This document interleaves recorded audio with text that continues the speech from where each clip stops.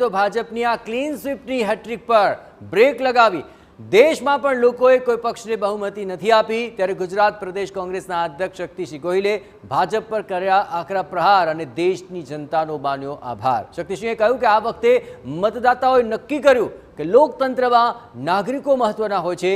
જનતાએ અબકી બાર 400 પારનો ભાજપનો અહંકાર તોડ્યો છે। ચૂંટણીમાં બંને તરફ સમાન વ્યવસ્થા હોવી જોઈએ પરંતુ કોંગ્રેસના 11 ખાતાઓ ફ્રીઝ કરી દીધા હતા। વધુમાં કહ્યું કે કોંગ્રેસ પક્ષ લોકોના સમર્થનથી ચૂંટણી લડ્યો છે।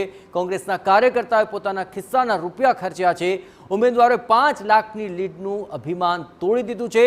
તો ગઠબંધન વિશે કહ્યું કે મને લાગે છે કે એનડીએના સાથી પક્ષો ભાજપ સાથે નહીં જોડાય।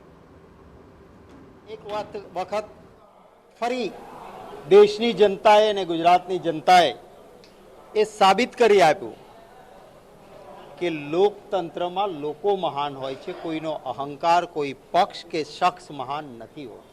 2017-18માં તમારા સંસદ સભ્યોએ 14,56,000 કેમ રોકડા આપ્યા હતા એમ કરીને આ ચૂંટણી આવી ત્યારે અમારા 11 એકાઉન્ટ ફ્રીઝ કરી દીધા।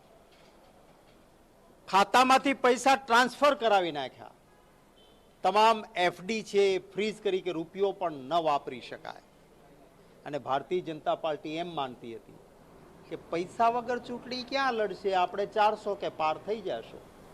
સલામ કરીશ ગુજરાતની દેશની જનતાને, મારા કોંગ્રેસ પક્ષના કાર્યકર્તાઓ અને નેતાઓને। કોંગ્રેસના કાર્યકર્તાઓએ ખિસ્સાના પૈસા કાઢીને આ ચૂંટણીમાં પૈસા વાપરીને ઉમેદવારોને મદદ કરી છે। તો જયેશ